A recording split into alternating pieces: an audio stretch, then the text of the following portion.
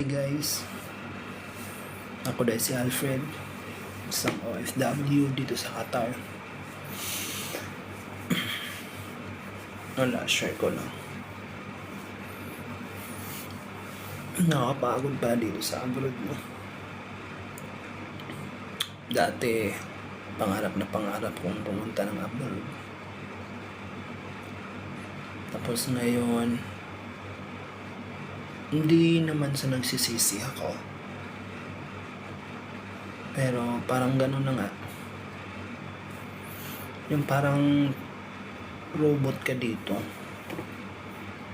Tapos, kasi gising ka sa gabi, tulog ka sa umaga.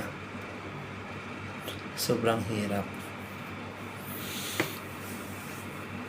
So parang nafe-feel kong nakakamiss talaga yung Pinas.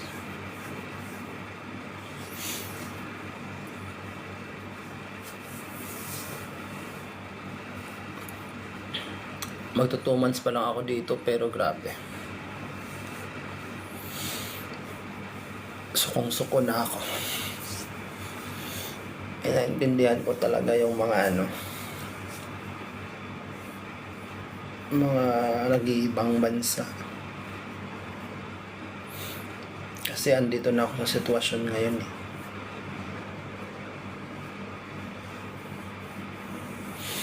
Sa Pilipinas, makakain ka pa ng medyo masarap na pagkain.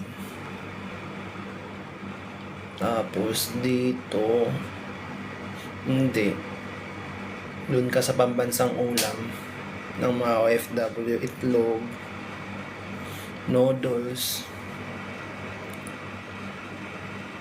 Yun yung literal na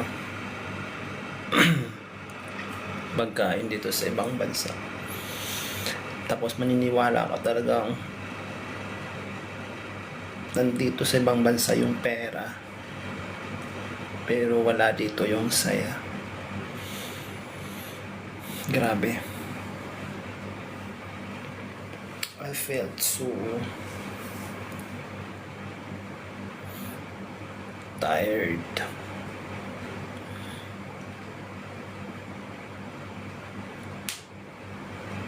Tapos may iba nagsasabing, ang swerte mo naman nakapag-abroad ka. Pero hindi nyo alam pag andito na kayo sa sitwasyon. Sobrang hirap. Hindi mo alam yung gagawin mo. Hindi ka makapag-isip ng mabuti.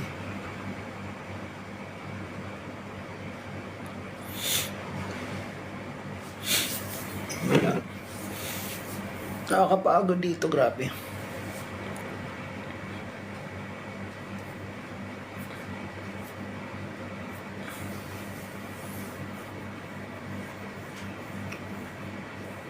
Hindi ko nga alam eh. Basta wala akong desisyon ngayon, wala akong nasa isip ko ngayon. Black yung isip ko ngayon. Hindi ako makapag-isip ng maayos. I felt so... Basta. Ba talaga, grabe. Ba yung sitwasyon?